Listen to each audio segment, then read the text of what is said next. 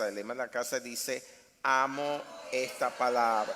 Esta palabra me sana, me libera, me afirma, es lámpara a mis pies y lumbrera a mi camino, me hace sabio y transforma mi alma, me prepara para reinar con Él. Amo esta palabra. Muy bien, siéntense por favor. En esta mañana vamos a comenzar con la cuarta entrega de esta serie que se llama Viviendo la Vida Victoriosa, que como título a mí me parece que es bastante apropiado, puesto que nos anuncia a todos los que por la fe en Cristo Jesús pertenecemos a esa dimensión del reino de los cielos. Nos anuncia la posibilidad que tenemos de tener vidas victoriosas, en plena libertad y siempre en victoria, sin obstáculos, a pesar de las aflicciones, porque el Señor dijo que siempre tendríamos aflicción, pero sí en victoria mientras estemos en este mundo. Y el libro de Josué, que es el que estamos estudiando, ¿verdad? La serie se basa en el libro de Josué, que algunos de ustedes que lo conocerán como el libro de las conquistas. Además de ser el sexto libro en el orden en el que aparece en su Biblia. Usted sabe que los primeros 5 libros de la Biblia se les conoce como el Pentateuco. Ese conjunto de 5 libros se conoce como el Pentateuco, ¿verdad que sí? Ahora, ustedes se saben los 5 libros: Génesis, Éxodo, Levítico, Número y Deuteronomio. Ok, qué bueno que se lo saben todos. Bueno, después de esos 5 viene Josué. Y Josué tradicionalmente es conocido como un libro histórico porque narra las conquistas de Israel en la tierra prometida. Una vez que ellos cruzan, una vez que muere, mejor dicho, el anterior liderazgo, y ellos se preparan para entonces conquistar la tierra prometida. Y necesitan cruzar el Jordán luego de una larga travesía de 40 años en el desierto. Travesía que algún comentarista, no me acuerdo su nombre, catalogó como el funeral más largo de la historia. ¿Por qué? Porque cada mañana que amanecía, y eso sacando los números en una manera conservadora, cada mañana que amanecía había un promedio de 85 personas que morían, y que murieron por causa de su propio pecado. Lo puede leer en Números 14 y 15. El Señor se enojó con ellos porque estaban a punto, 3 meses después de haber salido de Egipto, estaban a punto de cruzar el Jordán, y 2 espías fueron, y 10 regresaron diciendo: no, en esa tierra hay gigantes y nos van a comer como a pan. Y todo el pueblo se contagió con esa incredulidad y empezaron a decir: volvámonos a Egipto, nombremos capitanes. Y Dios se enojó con ellos y dijo: pues ninguno de ustedes va a entrar en la tierra prometida. Sus hijos, los que están naciendo aquí en el desierto, los que ustedes dicen que iban a ser carne para estos gigantes, ellos entrarán a la tierra, pero ustedes ninguno. Entonces tuvieron 40 años a un promedio de 85 personas muriendo diariamente. ¿Ustedes se imaginan eso? Que cada mañana amaneciera y que hay 85 funerales. Eso es terrible, ¿sí? Pero eso pasó porque retaron a Dios 10 veces. 10 veces lo tentaron, dice la palabra. Entonces, en esa travesía de 40 años por el desierto, ahora se encuentran en el libro de Josué, capítulo 1, al borde de cruzar la tierra prometida. Imagínense ustedes que esto que está en el medio es el Jordán. Ellos están aquí en la ribera oriental y van a cruzar a la ribera occidental, y este es el Jordán, y ahí se encuentran. Pero se encuentran con una nueva realidad, y la realidad es que el que los había llevado por 40 años hasta allí, que era el liderazgo tradicional que ellos conocían, que era el de Moisés, ya no está. De hecho, el capítulo 1 y verso 2 de este libro de Josué comienza diciendo: y Moisés, siervo de Jehová, había muerto, punto. Y se encuentra con esa tremenda realidad. Y entiendan los traumas que está viviendo Israel en ese momento, porque se están encontrando que el que hasta ahora nos ha garantizado, nos ha guiado, el que por sus manos caía el maná en el desierto, por sus manos sacaba agua sobre la roca, el que por su vara teníamos la columna de día que nos guardaba del inclemente sol, y de noche teníamos la columna de fuego que nos guardaba de ese frío tan intenso que hace en el desierto, ya no está. Entonces ellos estaban en ese momento de transiciones, pero el Señor los preparó para ese momento de transición, ¿ok? Porque ellos tenían que, en su transición, ellos iban a dejar de ser un pueblo esclavo y nómada a pasar a ser un reino, ¿ok? Gente de reino.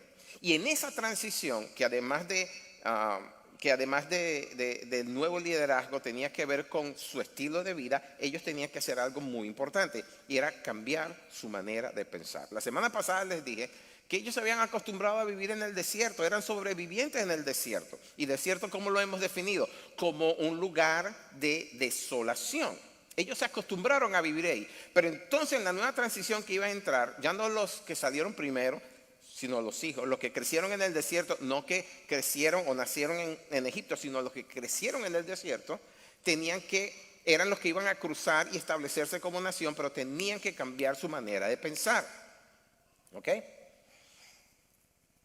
Ya no los guiaría, como les dije, esa nube de día y de noche. Ya no tendrían que salir de las tiendas a recoger el maná. De hecho, ya no iban a tener tiendas, se iban a tener que acostumbrar a vivir en casas hechas de piedra y de madera. ¿Sí? Ya no iban, ahora iban a tener que arar y sembrar la tierra, cultivarla y cosecharla, que era parte de la bendición que tenía. Ya no iban a tener que estar esperando que alguien les sacara agua de la roca, sino que ellos iban a poder ir a sus propios pozos, a sus propios manantiales, a los propios ríos, ¿verdad? Porque entraban a poseer, a conquistar una tierra que dice Deuteronomio 8:7, que era buena, tierra de arroyos, de aguas, de fuentes y de manantiales que brotan en vegas y montes, tierra de trigo y cebada, de vides, higueras y granados, tierra de olivos, de aceite y de miel, tierra en la cual no comerían el pan con escasez, ni le faltaría nada en ella, tierra cuyas piedras son de hierro y de cuyos montes sacarían cobre. Eso estaba en la pantalla, yo no sé si lo habían puesto. El cambio de mentalidad que tenían que tener era un proceso de 3 etapas. La primera comenzó en ese momento en que ellos salieron de Egipto, dándoles una visión de la nueva identidad que ahora adquirían. Acuérdense que ellos eran esclavos, y como esclavos, la definición de esclavo es nadie. ¿Qué es un esclavo? Nada. Un esclavo le pertenece a otro, por lo tanto no tiene absolutamente nada. Un esclavo le pertenece a otro, por lo tanto es nadie, completamente nada. De esa mentalidad tenían que cambiar, porque ahora iban a recibir una nueva identidad. Salían de Egipto y entraban a una tierra prometida entraban como súbditos de un reino que estaba estableciendo. Un reino que era para ese momento teocrático, porque Dios era el que mandaba. Y Dios le da una visión. ¿Por qué le da una visión? Porque dice la palabra en Proverbios 29:18 que sin visión profética el pueblo se desenfrena. Ellos tenían que tener una visión del lugar a donde Dios los estaba guiando. Tenían que tener una visión clara de lo que Dios iba a hacer con ellos. Muy bien. Muchos de ustedes, la mayoría de ustedes cuando llegaron a Estados Unidos vinieron con una visión, ¿sí? Prosperar. Dejaron sus casas, dejaron sus tierras con la intención, con la visión de lograr en esta tierra lo que no habían logrado en sus propias tierras. Pocos son los que vinieron aquí porque Dios les dijo, vayan para allá. Y aún así, a los que los dijo, vayan para allá, nos envió con una visión. Por ejemplo, cuando el Señor me dijo, es hora de empacar tus cosas y venirte para Estados Unidos, la visión era que aquí íbamos a establecer ministerio, que íbamos a servir al Señor aquí. De hecho, el Señor me dijo, te llevo a los Estados Unidos porque allá me vas a servir. Y yo cuestioné esa pregunta, les soy honesto. Dije, Señor, pero si en Venezuela no hace falta tanto escuchar del Evangelio, ¿por qué me traes una nación cuyas raíces son cristianas? Y me llevó a un congreso, eso fue por allá por 1981. ¿En qué año fue que nació Daniel? 89. Ok, en el 87 fue que nos llevó para Estados Unidos. Y allí escuchamos que había 27 millones de hispanos que necesitaban escuchar el Evangelio aquí en Estados Unidos. Y el Señor ahí me dijo, esa es la razón. Y yo decía, bueno, es verdad, en Venezuela no llegábamos a 16 millones en ese tiempo, 20 millones, algo así. Y había 27 millones aquí. Le digo, está bien. Ahora, a mí me tranquilizó 2 cosas, ¿no? La primera era que Dios me dijo que era mi tiempo para irme. Y el segundo era que el Señor me dijo, no te preocupes, yo saco 1 y meto a 10. Y digo, amén. Los 10 que vendrán después de mí serán mejores, decía yo. ¿Ok? Pero entonces este pueblo, que la única visión que tenían era levantarse de madrugada para recoger paja y hacer ladrillos, ahora necesitaban tener una visión hacia donde Dios los llevaba. ¿Ok? Y todos nosotros necesitamos tener una visión en nuestra vida, ¿sí o no? Si no, estaremos en ese círculo de levantarnos todos los días, salir a trabajar para volver a salir a trabajar el día siguiente, y así estamos. Pero si no tenemos una visión, ¿cuántos de ustedes tienen la visión de comprarse su propia casa bonita, 3 habitaciones, 2 baños, tener 3 carros enfrente, un yate y un avión? No. Bueno, no se pasen en la visión, por favor. No, el punto es que tenían que tener un propósito, una visión, porque sin visión, el pueblo, sin visión profética, dice la Biblia textual, ¿verdad? Dice, sin visión profética el pueblo se desenfrena, mientras que la versión en inglés dice el pueblo perece, sin visión el pueblo perece.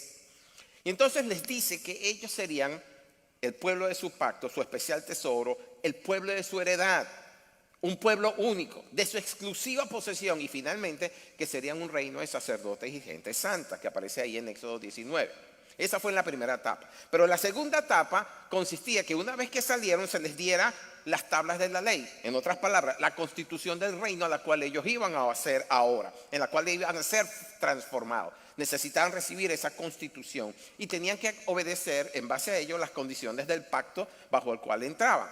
Y esa condición tenía dos cosas, decía dos cosas. Uno, escuchar su voz, y segundo, obedecer. Obedecer guardando los estamentos de ese pacto. Bien. Pero para eso iban a tener que dar un paso gigantesco en lo que a su mentalidad se refiere. Y es que tenían que cambiar su manera de pensar. Tendrían que dejar de pensar como esclavos y comenzar a pensar como la gente libre que eran, gente próspera. Ustedes saben que ellos salieron enriquecidos de Egipto, ¿verdad? En la madrugada en donde los egipcios los sacaron o sea, que cayó la 10ª plaga y los sacaron, los apuraron. Les dieron oro, les dieron prendas, les dieron vestidos, les dieron alhajas, les dieron ganado, les dieron una cantidad de cosas y los estaban sacando apurados porque tenían miedo de ellos perecer, los egipcios. Y entonces estos esclavos salieron todos enriquecidos. E imagínense la cantidad de riqueza que cosecharon, que cuando pidieron ofrendas para hacer el tabernáculo, y ustedes saben que el tabernáculo fue una construcción fastuosa, oro, plata, cobre, piedras preciosas, hilos de plata, hilos de oro, había una cantidad bueno, el pueblo trajo ofrendas en cantidad para que eso se hiciera. Y llegó el punto en que le dijeron, ya, no traigan más, tenemos más que suficiente para hacer lo que Dios nos ha mostrado, lo que Dios le mostró a Moisés en el monte. Ellos salieron enriquecidos, eran ya gente próspera. Pero ahora tenían que tener una mentalidad no solamente de desierto o una mentalidad de esclavo, sino que tenían que tener una mentalidad de gente conquistadora. Tenían que verse como más que vencedores. ¿Okay? Y para eso tenían que renovar el espíritu de su mente. Pero esa primera generación que salió del desierto, como ya les dije, no pudo entrar. Los que salieron de Egipto, que es lo mismo que decir salieron del mundo. Acuérdense que espiritualmente Egipto es el mundo, ¿sí? Entonces los que salieron de Egipto, es decir, los que salieron del mundo, no lograron su objetivo de entrar a la tierra prometida. Estaban tan esclavizados a la vida en Egipto, es decir, en el mundo, que eso no les permitió dar el paso para tomar posesión de la tierra de su heredad. Su mente estaba tan esclavizada, y eso fue bien patente y al mismo tiempo bien patético, cuando empezaron a decir en alta voz que añoraban la vida que llevaban en Egipto, en el mundo.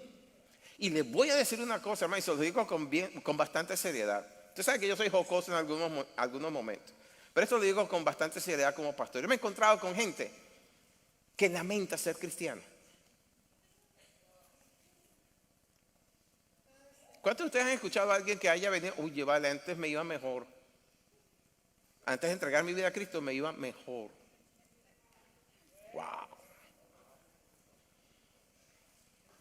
Bueno, por eso es que esa primera generación pereció en el desierto. Ahora, si hay alguna enseñanza que ustedes tienen que llevarse de estos 4 domingos y de los que vienen, ¿verdad? Que tienen que ver con este tema de más que vencedores. Si hay alguna enseñanza que ustedes tienen que llevarse, es esta. La tierra prometida no es para esclavos, es para hijos. Lo dije la semana pasada. Y si quieren, anótenlo. La tierra prometida no es para los esclavos, es para los hijos. Y eso fue lo que el Señor me mostró hace años. Yo estaba estudiando Juan capítulo 8. Y cuando llego al versículo 35, ahí leo que dice, el esclavo no queda en la casa para siempre, el hijo sí queda. ¿A usted le ha pasado eso? Que de repente está leyendo la palabra y le salta como una cosa y uno dice, ¿qué es lo que me quiere decir aquí, Señor? Y el Señor me empezó a hablar. ¿Okay? Y me llevó a Gálatas, en donde Pablo está hablando de los que son, de los que son esclavos. Esclavos en sus mentes, esclavos de las costumbres, esclavos de tantas cosas. Y ahí el Señor me hizo ver, la tierra prometida no es para los esclavos. Por eso fue que Israel no pudo entrar a la tierra prometida. Y bueno, lo agarré como, no solamente revelación para mí, lo tomé como modelo de vida, de estar constantemente renovando mi entendimiento. ¿Ok? Claro que en ese contexto la esclavitud a la cual hace referencia el Señor tiene que ver con la esclavitud al pecado que hay en el mundo, en Egipto. ¿Ok? Porque un verso más adelante, en el 36, dice, así que si el Hijo os libertare, seréis verdaderamente libres. ¿Ok? La tercera etapa de esas jornadas era aceptar esa nueva realidad que ahora tenían. Tenían que aceptar a Josué, su liderazgo, y tenían que entender que ese tiempo de transición afectaba tres áreas importantes: el área espiritual, el área emocional y lo político al mismo tiempo, porque dejaban de ser unos nómadas para ser un reino, ¿ok? Pero de entre todos ellos, el primero que tenía que transicionar era Josué. Tenía que transicionar a ser el número 1, ¿ok? Porque antes era el número 2 detrás de Moisés, y era un tremendo número 2, pero ahora era el número 1. Y Dios le dice a Josué en el verso 2, mi siervo Moisés ha muerto, ahora pues levántate y pasa este Jordán, tú y todo este pueblo, a la tierra que yo les doy a los hijos de Israel. Eso fue lo que vimos en la primera entrega de esta serie, ¿verdad? Y el título de eso fue Dios puede hacerlo de nuevo.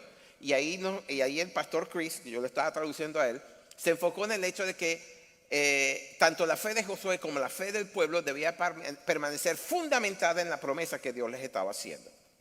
Entonces a Josué le dice también en ese capítulo 1, pero verso 5, como estuve con Moisés, estaré contigo, no te dejaré ni te desampararé. Y por 3 ocasiones en ese mismo capítulo, en los versos 6, 7 y 9, le ordena que se esfuerce y sea valiente. Ahora, el pueblo también reaccionó bien, porque en los versículos 16 al 18, en ese mismo capítulo 1 dice, haremos todo lo que nos has ordenado e iremos a donde quiera que nos envíes. Como obedecimos a Moisés en todo, te obedeceremos a ti con tal de que Jehová tu Dios esté contigo como estuvo con Moisés. Y entonces llegamos a la segunda entrega, que es Josué capítulo 2, versos 1 al 10, en donde comienzan los preparativos para cruzar el Jordán y conquistar la tierra. Y a esa enseñanza la llamé poseyendo la tierra. Y ahí les expandí el concepto de esa transición del nuevo liderazgo y del estatus que iban a tener, y en donde la fe en lo que Dios les dijo que haría por ellos era importante, ¿verdad? Entonces, nuevamente le dice a Josué en la parte final del versículo 5, nadie te podrá resistir en todos los días de tu vida. Como estuve con Moisés, estaré contigo, no te dejaré ni te desampararé. Y es labor ahora de Josué no solamente guiarlos, sino también impartirles al pueblo la confianza y la fe que él tiene ahora. ¿Cómo lo hizo? Bien sencillo, lo vimos la semana antepasada, creo que fue, cuando les dice, prepárense que vamos a cruzar el Jordán. Así que preparen alimento. Entonces dice, pero bueno, vamos a entrar a conquistar una tierra, y en vez de decirnos que preparemos las armas, en vez de decirnos que afilemos las espadas y las lanzas, nos va a decir que preparemos alimentos. ¿Por qué? Porque les estaba impartiendo la confianza que tenía en que Dios era fiel para cumplir lo prometido. Amén. Y así comienza el liderazgo de Josué. No era un liderazgo político en ese momento, era un liderazgo espiritual el que estaba calzando en ese momento, ¿no? Y piénsalo solamente así, que su líder se preocupe más por la provisión que en las armas. Envía una poderosa señal de su fe en la promesa que Dios le está haciendo. Y entonces con eso Josué se establece efectivamente como el nuevo líder espiritual de Israel. Y veremos más adelante que la promesa que le da se cumple con Josué, y eso lo van a ver después en el capítulo 3 y verso 7, pero me adelanto a leerles esto. En el capítulo 3 y verso 7 dice, desde este día comenzaré a engrandecerte delante de los ojos de todo Israel, para que entiendan que como estuve con Moisés, así estaré contigo. ¿Amén? O sea, Dios estaba haciendo todo lo que tenía que hacer para que ellos pudieran transicionar a ser ese pueblo de reino. Estaba firmando el liderazgo espiritual de Moisés y estaba firmando el pueblo en la promesa que le estaba haciendo. Y todavía faltaba un gran milagro que hacer, ¿ok? Que era que se abriera el Jordán en dos, pero eso lo veremos en otro momento. Creo que eso le toca al hermano Gadiel, por cierto. Él es el que va a estar en ese capítulo. No sé si a él o a Gregorio, por ahí va. Bueno, la tercera entrega fue Gracia Inmerecida, y allí vimos parte de la historia de Rahab, una prostituta que, habiendo oído todo lo que Dios había hecho por Israel hasta ese momento, tuvo temor de Dios en su corazón, y ese temor la llevó a confesar que Jehová Dios era Dios arriba en los cielos y Dios abajo en la tierra. Y vimos que esa confesión le valió salvar su vida y la de su familia. Pero más allá de eso, le valió ser incluida en el Salón de la Fama de los Héroes de la Fe, que está en Hebreos 11. Y el corazón de ese mensaje, fijándonos en la persona de Rahab, fue que a Dios no le importa tu pasado. A Dios no le importa lo que tú hayas hecho en tu pasado. A Dios le preocupa, o le importa, mejor dicho, tu presente y tu futuro. Lo que hiciste en el pasado, Él es poderoso para borrarlo completamente y establecerte en uno nuevo, en uno seguro, en uno glorioso. Amén. Ahora, y eso es algo que nosotros como creyentes tenemos que tomar en cuenta, y forma parte de renovar nuestro entendimiento. Llegamos a Cristo Jesús, por fe aceptamos su perdón, su salvación, pero andamos caminando en la vida como si todavía fuéramos culpables de lo que pasó en el pasado. Claro que hay circunstancias que uno no lo puede borrar, como por ejemplo cuando uno tiene un niño. Bueno, eso no se puede borrar, el niño está ahí, hay que criarlo, ¿verdad que sí? Pero fuiste perdonado, fuiste perdonada. Pero andas todavía caminando como si estuvieras culpable. De hecho, andas caminando como si fueras indigno. Y fueras indigna, fueras indigno. Es que yo no soy digno de lo que Dios quiere. Perdona, renueva tu mente. Entiende que antes de que Él viniera a tu vida, eras indigno. Pero ahora eres hijo, eres hija. Lo que te da el título de príncipe o princesa. Príncipe o princesa. Sin sepa. Príncipe o princesa. Rey y sacerdote para Dios tu Padre. Tu estatus cambió. Ya no eres indigno. Él te dignificó con su sacrificio en la cruz. ¿Okay? Y eso forma parte de nuestra manera de pensar. Pero andamos acomplejados, temerosos. Andamos pensando que es que Dios no me puede usar a mí.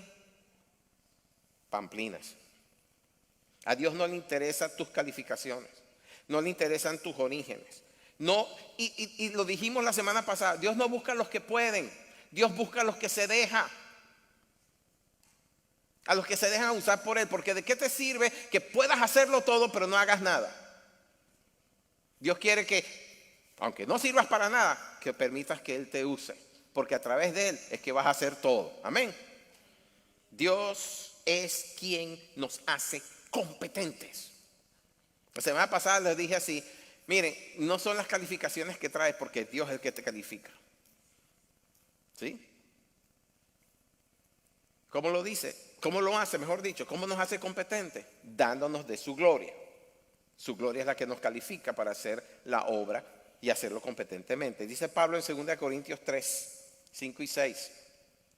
No que seamos competentes por nosotros mismos para pensar algo como de nosotros mismos, sino que nuestra competencia proviene de Dios, el cual asimismo nos hizo ministros competentes de un nuevo pacto, no de la letra, sino del Espíritu.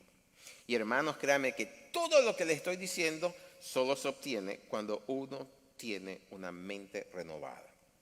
No se puede ser un ministro competente. Y cuando digo ministro no me refiero a un cargo religioso ni a una posición religiosa. No me refiero a trabajar en medio de cuatro paredes de un edificio que llamamos iglesia, sino al hecho de que como ciudadanos del reino y súbditos de un gran rey, renovamos nuestra mente al tener relación diaria con Él. No cada domingo, no cada miércoles en la noche, no cada vez que nos arrodillamos para decir buenas noches. No, tenemos una relación diaria con el Dios vivo. Y esa relación es la que transforma nuestra manera de pensar. ¿Ok? Fíjense en el verso 6 que acabamos de leer. Dice, nos hizo ministros competentes de un nuevo pacto, no de la letra, sino del Espíritu, porque la letra mata, mas el Espíritu vivifica. ¿Se dan cuenta? Y con esto lo tienen que ver, que la única forma de renovar la mente es mediante la palabra y el Espíritu. Pero si usted no la lee, el Espíritu no le puede recordar todo lo que leyó, Ni le va a decir, ¿te acuerdas que leíste tal cosa? Eso significa esto. La palabra y el espíritu. El nuevo pacto es la palabra. ¿Ok? El logos. En Juan 1.14 dice que el verbo, que también se traduce como logos o palabra, se hizo carne. Miren, el verbo es una persona. Es el Señor Jesucristo. Sea que lo llames logo, verbo, palabra, es la misma. La palabra encarnada, el logos encarnado, el verbo encarnado es una persona y se llama Jesucristo. Y entonces la palabra es una persona y el espíritu es la otra persona. Y esa combinación es la que renueva tu entendimiento. Para que ustedes vean, para que vean que es lo mismo, los puse las tres versiones que siempre usamos. Reina Valera del 60 dice que es verbo. Biblia textual dice logo y Nueva Traducción Viviente dice palabra. ¿Okay? Las tres son lo mismo. La palabra, el verbo y el logos. Prometió no dejarnos huérfanos, sino enviarnos al Consolador. ¿Quién es el Consolador? El Espíritu Santo, para guiarnos a toda verdad. Dice Juan 14:26, mas el Consolador, el Espíritu Santo, a quien el Padre enviará en mi nombre, Él os enseñará todas las cosas y os recordará todo lo que yo os he dicho. Ahora, ¿cómo el Espíritu te puede recordar todo lo que el Señor dijo si no sabes lo que el Señor dijo? O sea, le estás cortando las alas ahí al Espíritu. El Espíritu quiere decir, pero es que no lo has leído. Dios mío, ayúdame. No te preocupes, no has leído. No has leído. Es que vienen contra mí. Pero es que la palabra dice, aunque un ejército acampe contra mí, no temeré. ¿Dónde lo dice? ¿Cómo te puede recordar lo que el Señor dijo? Si no has leído. Ahora, todo esto que les he dicho con respecto a renovar la mente requiere de una sola cosa, y eso es fe, o esa es fe.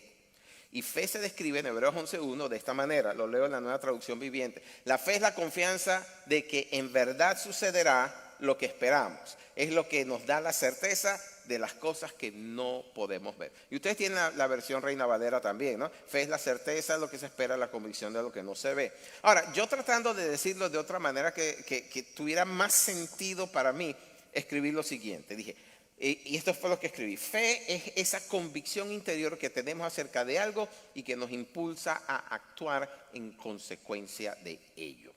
En otras palabras, si tienes fe, actúa como si lo tienes. Si Dios te prometió algo, actúa como si ya lo tienes. Si Dios te dijo, actúa como si ya lo tienes. En el mundo, y es que al diablo le gusta, ¿cómo se llama? Tratar de copiar todas las cosas de Dios y pervertirlo. Pero en el mundo, en mercadotecnia, hay un dicho. En inglés es fake it till you make it. En otras palabras, aparéntalo hasta que lo logres. No, hermano, nosotros no vivimos en la apariencia, nosotros vivimos de fe. Si Dios lo dijo, se cumple y yo camino como si lo tengo. Antes de comprar casa, caminábamos como si teníamos casa. Antes de tener carro, caminábamos como si tuviéramos carro. Caminamos así por la calle. No, mentira. Antes de tener esposa, yo caminaba como si tuviera una. Y mira, ¿será esto? No, ¿sí? Hasta que llegó. Ahora, yo para nada intento cambiar la definición que tenemos en la Biblia. ¿Estamos claros? ¿Ok? Esto fue algo para mí. Y se los comparto, pues. Ahora, yo me acuerdo que la semana pasada les dije que ese capítulo 2 principalmente trataba de una persona, Rahab. Obviamente que ahí se menciona, pero ligeramente, al rey de Jericó y a sus siervos que estaban buscando a los dos espías, que es la otra parte, las otras dos que se mencionan, pero que casi no aparecen en ese capítulo 2. La figura central de ese capítulo 2 es Rahab. Y ya sabemos quién es Rahab. Empezando que era una cananea de raza, religión. Y el hecho de que fuera cananea en ese momento de la historia implicaba que ella y su familia estaban destinados a destrucción. ¿Me están siguiendo? Ella estaba destinada a destrucción. ¿Sabes qué? Todos nosotros estábamos destinados a destrucción hasta que apareció Cristo Jesús en nuestra vida. Había un decreto de muerte sobre nosotros hasta que apareció Cristo Jesús en nuestra vida. Había un decreto de condenación hasta que apareció Cristo Jesús en nuestra vida y tomó todas las actas y los decretos que había en contra de nosotros y los clavó en la cruz del Calvario y nos compró nuestra libertad. Amén. ¿Ok? También sabemos que cuál era su profesión, pues la de ser una prostituta, una mujer de fama muy colorida. Ahora, en lo que no se hace énfasis en ese capítulo 2 con respecto a Rahab es que ella era una mujer de fe. ¿Cómo? Una cananea, idólatra, prostituta, una mujer de fe. Pues sí, lean bien el texto. Ella escuchó lo que se decía en el pueblo, en la ciudad de Jericó, acerca de lo que había pasado con Israel. Ese enemigo que estaba del otro lado del Jordán, que habían salido de Egipto, habían cruzado el Mar Rojo, que se habían enfrentado a pueblos grandes, habían destruido a los dos pueblos que estaban de este lado y ahora estaban a punto de cruzar. Y ella entendió que Jehová es Dios en los cielos y aquí en la tierra. Y creyó el anuncio que se le había dicho de que el Señor les había prometido a Israel que iban a cruzar el Jordán, iban a conquistar toda esa tierra, iban a destruir todos los pueblos. Ella creyó eso y eso fue lo que le llevó a confesar: Jehová es Dios en los cielos y Jehová es Dios en la tierra. Y lo que ella creyó en su corazón y lo dijo con su boca, le valió un salvoconducto que el cielo le extendió y le valió para salvar su vida y la de su familia. Era una mujer de fe. Ahora, ninguno de ustedes se llama Rahab aquí dentro, ¿verdad? No tienen la profesión, ni tuvieron la profesión de Rahab, ¿verdad que no? Si ella pudo tener fe, ¿por qué nosotros no? Bueno, la mayoría de ustedes tienen fe para venir todos los domingos, amén, por eso, pero ¿tienen fe para de verdad enfrentar todas las situaciones de la vida que se les presenta? Ahora, Rahab tuvo que, al igual que nosotros, tomar una decisión trascendental, una decisión importante en su vida, y esa fue la de creer o no creer. Creer o no creer, primero lo que había oído y segundo lo que le ofrecieron los espías, que fueron 3 condiciones. La primera fue que no podía divulgar nada de lo que habían hablado, tenía que mantener el secreto. Ahora, Rahab era una prostituta. En el mundo en donde ella se movía, había mucho chisme. Si ella no hubiese sido discreta, si el temor de Dios que inundó su corazón no se hubiera hecho presente, yo me imagino que media Jericó se hubiera encontrado en el apartamento de Rahab. Pero los espías le dijeron: cuidado con decir algo. Dices algo, se acabó. El trato es: 1, no digas nada, guárdanos el secreto. La segunda es: cuelga el cordón escarlata en la ventana de su casa. Ahora, ustedes saben que el escarlata es un rojo intenso, ¿verdad? Y en teología, el cordón escarlata es una representación de la sangre de Cristo, y yo creo que es así. Pero cuando estaba preparando este tema, este fin de semana, me di cuenta de que ese cordón escarlata, y acuérdense que estamos hablando del Antiguo Testamento, ese cordón escarlata fue un acto de fe similar a la que hicieron los israelitas 40 años antes cuando salieron de Israel, cuando tuvieron que pintar los dinteles de la puerta y los postes con la sangre de los corderos. Ponle en pantalla, por favor. Ahí está la ilustración. Israel, la noche en que salieron de Egipto. Rahab con su cordón ahí colgando de la ventana. ¿Ok? El cordón escarlata que colgó Rahab en su ventana simbolizó la Pascua de Rahab. Pascua es pacto. Ella pactó con el Dios del cielo. Y es una tipología del pacto que nosotros tenemos a través de la sangre de Cristo Jesús. Amén. Número 3, ella debía, al momento de ver que Israel se acercaba ya para conquistar la tierra, para entrar en batalla, meter a su familia en su casa. Y si alguno salía de la casa, los espías iban a ser libres de esa sangre derramada. Ahora, ustedes pueden imaginarse lo convincente que tenía que ser Rahab para que en ese momento de caos, porque en un momento caótico lo que están viviendo, convencer a sus parientes de que en su casa es que iban a estar seguros. Ella se volvió una evangelista. ¿Se dan cuenta de eso? Ella evangelizó a su familia. Eso me recuerda a la mujer samaritana de Juan 4. Después de que estaba en ese dime y direte con el Señor Jesús, en ese sí, pero no, después que el Señor le tumbó todas las excusas y le dijo, yo creo que tú eres. Y el Señor le dijo, yo soy. Ella salió corriendo al pueblo y se trajo a todo el pueblo diciendo, encontré a este que me dijo todo lo que era, ¿no será este el Mesías? Y todo el pueblo vino a ver a Jesús y dijeron, bueno, ya no creemos solamente por la palabra de ella, ahora creemos por lo que tú nos estás diciendo. O sea, la misma unción que cayó sobre la samaritana es la misma, o al revés, la misma unción que cayó sobre Rahab para convencer a sus familiares de que en ese apartamento, un apartamento chiquito, ponme en la siguiente pantalla, en donde había cualquier cantidad de gente. Bueno, no importa, déjalo.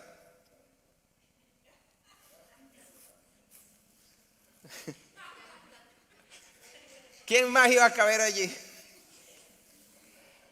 Pero ustedes se imaginan lo convincente que tenía que ser ella. Yo creo que ella tuvo en ese momento unción para decirles a ellos, miren, en mi apartamento van a estar salvos. Y yo me imagino que el mismo Israel, ¿verdad? Cuando vio que los muros cayeron y esa polvareda se levantó y bajó la polvareda, se sorprenderían de ver que la única sección del muro en pie era la que tenía un cordón de escarlata colgando de la ventana. Fue la única sección de toda la ciudad que se mantuvo en pie. Fue milagroso. Así que Rahab era una mujer de fe que se volvió evangelista porque las buenas nuevas en su boca era que si creían al anuncio serían salvos. Y la lección aquí es que ella no cayó, sino que habló. Ella se podía haber quedado así, bueno, yo y el que esté de turno nos salvamos. No, ella le habló a todos sus familiares. Abrió su boca y compartió su fe, porque era fe, ella le creyó a los espías. Dice 2 Corintios 4:13, creí por lo cual hablé. Y a veces ese versículo me confronta, porque no siempre estoy hablando en la calle, quiero decir. Trato de. ¿Cuándo fue la última vez que tú le hablaste de tu fe a un familiar que no está en el reino?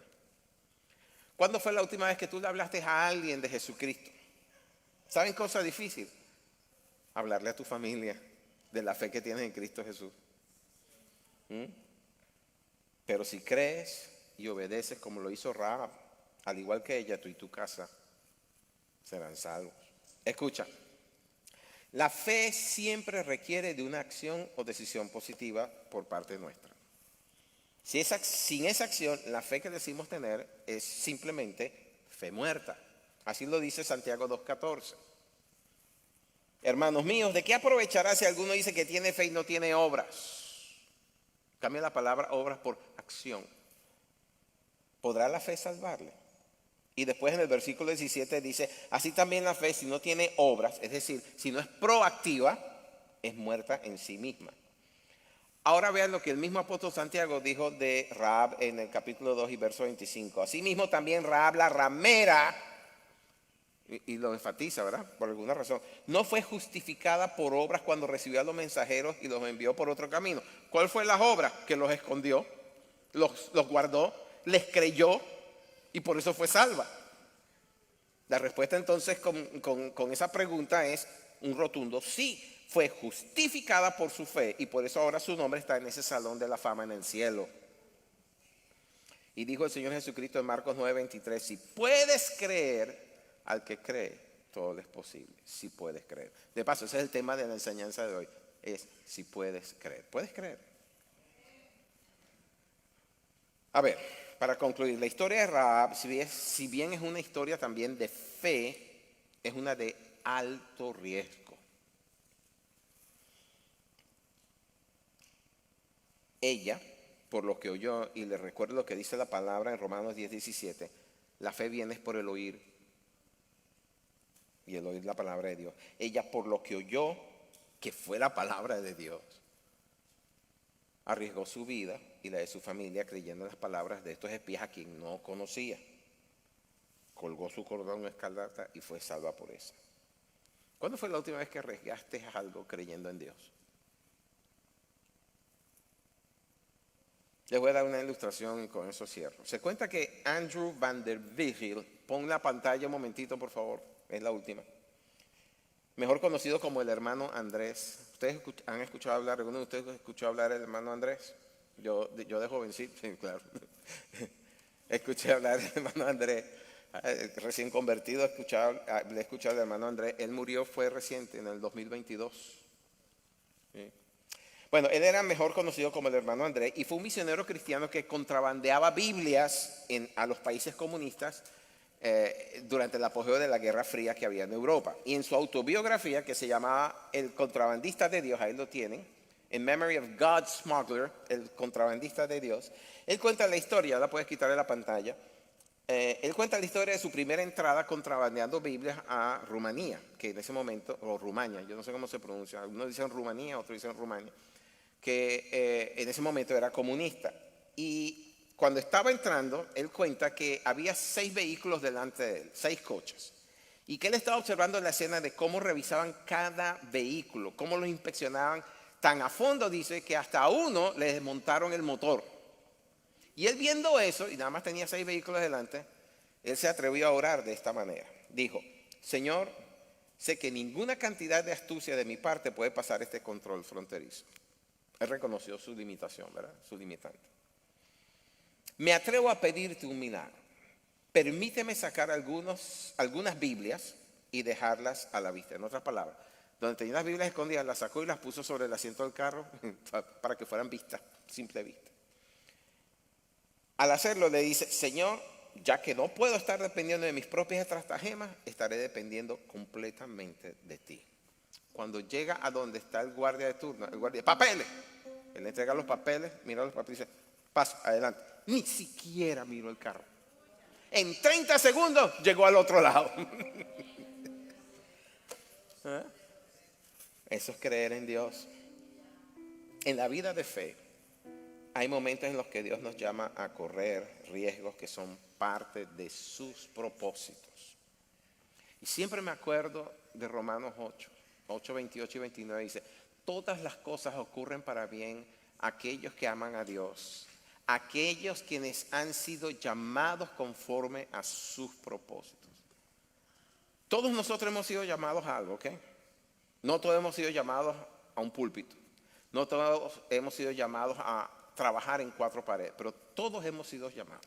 En tu lugar de trabajo donde estás, en tu hogar, en tu vecindario, en tu colegio, en donde sea que estés, Dios tiene un propósito y tiene un llamado para ti. Y en medio de ese propósito habrá circunstancias y ocasiones en las cuales Dios te pondrá a elegir en hacer o no hacer su voluntad. Te pondrá a correr un riesgo que en la mente humana dirá que es innecesaria, pero ese riesgo es para mostrarte la grandeza de Dios operando para ti. Cuando el Señor Jesucristo le dijo a los israelitas que no los dejaría ni los desampararía, el Señor Jesucristo nos dijo a nosotros, siempre estaré, en Juan capítulo 20, no os dejaré huérfanos, siempre estaré con ustedes, todos los días hasta el fin del mundo. Le voy a decir una cosa, no hay nada tan sosa en la vida cristiana que vivirla sin correr riesgos por el reino. Sin vivirla sin correr riesgos para glorificar el nombre de tu Salvador y tu Dios. Y el problema es que nosotros tenemos una balanza, una pesa, como que no está funcionando bien. Porque pensamos que las cosas de esta vida pesan más que las cosas de la eternidad. Y estamos completamente equivocados. Señores, estamos hablando de la eternidad. Una eternidad que costó mucho. Costó lo que ninguno de nosotros podía pagar. Costó la vida del Hijo de Dios, quien hizo eso por amor al Padre y por amor a nosotros para asegurar que tu eternidad y la mía estuviera de ese lado del cielo y no debajo de la tierra. Pero hay gente que no se atreve a decir yo soy creyente, y mucho menos en la sociedad actual. En la sociedad actual en donde se han hecho expertos en burlarse de los que creemos. Que se han hecho expertos usando leyes para amordazarnos. Tenemos que correr riesgo. Quítese la mordaza. Y en medio de esto, de todo lo que está pasando, usted declare, yo creo. Yo creo en el Dios creador de los cielos y la tierra. Yo creo en el Dios que es Dios arriba en los cielos y abajo en la tierra. Yo creo en esa cruz donde la sangre escarlata de mi Señor corrió para perdonar mis pecados. Ahora, yo sé que todos nosotros pasamos por momentos de crisis en nuestra fe, en donde, porque somos cortos de vista, no estamos viendo lo que Dios está haciendo más allá, sino lo que vemos ahorita es la crisis, sin ver que el resultado que Dios tiene allá guardándonos es espectacular. Y es a ustedes que tienen crisis, que han pasado por esas crisis de fe, o que actualmente puede ser que están en una crisis de fe, a quienes me quiero dirigir en este momento. Si en algún momento te has sentido desamparado, desamparada, si en algún momento has sentido, es que Dios como que ya no me oye. Si en algún momento sientes que el cielo está muy lejos de ti, las promesas de Dios no te alcanzan, quiero animarte a que en este momento tomes una decisión de volver a creer fervientemente en que sus promesas son sí y amén. Nos ponemos de pie. Si puedes creer, las montañas se moverán, los enfermos se sanarán, tu vida Dios cambiará. Si puedes creer, los cielos se abrirán, su gloria descenderá,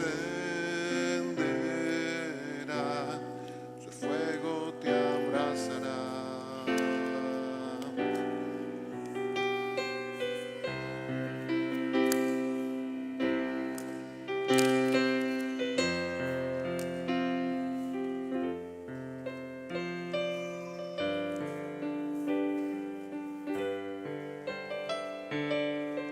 esa canción que está tocando el hermano es tremenda, ¿yo?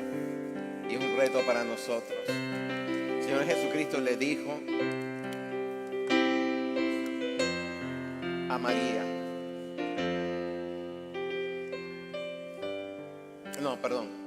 el Señor Jesucristo le dijo al papá del muchacho lunático, si puedes creer. Y a María le dijo, no te he dicho que si crees verás la gloria de Dios. ¿Cuántos quieren ver la gloria de Dios en su vida? Si has tenido una crisis de fe y necesitas y entiendes que necesitas reafirmar tu fe, ¿por qué no pasas adelante un momentito y vamos a orar por eso, ¿sí? Vamos a orar para que la fe que hay en ti vuelva a fortalecerse, que Dios de alguna manera haga que esa flama que está en ti te envuelva, una flama de fe que quite toda duda que hay en tu interior. Juan, por favor, quítame ese televisor que está ahí en el medio un momentito. Den un paso más adelante, por favor. Ahora sí les quiero decir lo siguiente, es normal que tengamos crisis, pero a través de las crisis es que se fortalece la fe. Las crisis no están diseñadas por Dios para debilitar la fe, al contrario, están diseñadas por Dios para fortalecer nuestra fe. Porque cada vez que se presenta una crisis, si decidimos agarrarnos de la mano de Dios y no soltarse y no desalentarnos, sino tú dijiste y yo lo creo y ahí te mantienes hasta que ves la bendición y ves la victoria, de ahí sales 2 veces más fortalecido en tu fe que antes. Así que no desestimes la prueba de fe que a lo mejor estás pasando ahora. Yo sé que has venido de lejos y a veces tu fe se tambalea. Bueno, estoy aquí, ¿qué voy a hacer? Si Dios te trajo, aquí vas a prosperar. Aquí vas a ver solución, vas a ver respuesta. Si en algún momento de tu vida, hace poco, tropezaste y caíste y ofendiste a Dios, ten paz, levántate, sacúdete, que la provisión que hizo el Señor cuando derramó su sangre por ti es suficiente para guardar tu depósito de fe hasta aquel día. No creas a las mentiras del diablo, no creas a las mentiras del mundo. Levántate, sacúdete y sigue amarrado de las faldas del Señor. Amén. Tami, yo te voy a pedir que por favor vengas y y dirijas esa oración y deja que el río profético fluya a través de ti. Por favor. Señor, nos acercamos delante de tu trono para reconocer nuestra crisis de fe, para reconocer, Señor, que estamos atribulados, para reconocer, Señor, que quizás el fuego de la prueba ha sido intenso. Estamos aquí para reconocer que estamos cansados. Estamos aquí para reconocer que necesitamos, Señor, una vez más, la intervención de tu gloria y de tu gracia. Tú eres un Dios más real que lo que podemos estar pasando en este momento. Tú eres un Dios tan real y eres el mismo Dios que, así como dice la misma escritura, eres el mismo ayer, eres el mismo hoy y eres el mismo siempre. Y así como Josué tuvo que levantarse a creer que tú harías como habías prometido, Señor, aquí están tus hijos, aquí están estos hombres, aquí están estas mujeres que han dado un paso adelante para decir, no por sentimientos, no por emociones, sino para decir, Señor, aquí estoy. Estoy dando el paso porque quiero confiar, porque quiero creer. Señor, y nos has estado hablando del cambio de mentalidad tan importante para poder conquistar lo que necesitamos o lo que tú, Señor, nos has prometido. Te entrego mi mente. Te entrego mi mente. Y te entrego el escenario que pasa por mi mente. Yo renuncio a los escenarios de derrota. Yo renuncio, Señor, a los escenarios, Señor, de no poder, de limitaciones. Limitaciones que no vienen de ti, porque tú eres el Dios que todo lo puede. Y tú nos estás retando hoy. Si puedes creer, y hoy decidimos, sí puedo creer. Sí puedo. Sí puedo. Sí puedo y quiero creer. Sí puedo y quiero. Sí puedo y quiero. Señor, renuncio a todo yugo de incredulidad. Renuncio a toda la opresión que las tinieblas hayan ejercido sobre mi mente. Dígalo, renuncio en el nombre de Jesús. Yo declaro que tu palabra es verdad y tu palabra es viva. Señor, y que una impartición de tu espíritu, oro por ellos, como nos hablabas el viernes, es la puerta de la renovación del entendimiento. Yo declaro que esa puerta en el mundo espiritual se abre, que esa región de los cielos se abre y que ellos son impartidos en esta hora en sus mentes, que se derriba toda fortaleza de incredulidad, de opresión, de derrota, porque ese no es el lenguaje del reino, ese no es el lenguaje de los hijos del reino. Tus pensamientos son de bien y no de mal, dice tu palabra, para darnos lo que esperamos. Tu palabra dice, estad firmes en la fe. Y la fe es la certeza de lo que se espera. ¿Qué estás esperando? ¿Qué esperas de Dios? ¿Esperas lo malo? ¿Esperas que todo te va a ir mal? ¿Esperas que no vas a poder? ¿Esperas que...? No. En Dios tenemos buenas promesas. Toda la bendición del cielo nos pertenece porque somos herederos de Dios. Toda la bendición del cielo nos pertenece la paz, nos pertenece el gozo, nos pertenece la victoria, porque Él pagó el precio por nosotros. Señor, aquí estamos en el nombre de Jesús. Yo declaro tu bendición, tu palabra y la impartición de tu Espíritu Santo en la mente y en el corazón de cada uno de ellos. Toda palabra, Señor, que el enemigo haya traído para atormentarlos, para oprimirlos, en este momento cae a tierra por el poder del nombre de Jesús. Por el poder del nombre de Jesús yo declaro liberación. Declaro, Señor, oh Dios, que la unción tuya está sobre los oídos de mis hermanos, Señor, para limpiar sus oídos de todo susurro de las tinieblas. De todo ataque, Señor, de pánico, de ansiedad, de angustia, de mentira. En el nombre de Jesús se disipa todo escenario de oscuridad. Y yo declaro que tú eres el Dios de esperanza. Tú eres el Dios de esperanza. Y por la impartición de tu Espíritu Santo, oh Dios, que la esperanza renazca en el corazón y en el espíritu de cada uno de tus hijos. Y que sean fortalecidos, Señor, que salgan de aquí con sus pies afirmados en un caminar nuevo, en un tiempo nuevo, en una puerta nueva, en una nueva esperanza, un nuevo día, porque hoy es día de salvación, hoy es día de liberación, hoy es día de victoria, hoy es día de bendición. Padre, en el nombre de Jesús, declaro, Señor, que tú eres el Dios que abre camino donde no hay. Hay puertas que habían estado cerradas en el nombre y en la autoridad del nombre de Jesús. Declaro, Señor, que esas puertas se abren sobre ellos, porque son tus hijos. Ellos han estado tocando, han estado tocando, han estado tocando. Y tú dices que el que toca, Señor, se le abrirá. Un nuevo amanecer. Yo declaro que tú, como sol de justicia, amaneces sobre ellos en Cristo Jesús. Gracias. Aleluya. La bendición y la paz de Dios sea sobre ustedes.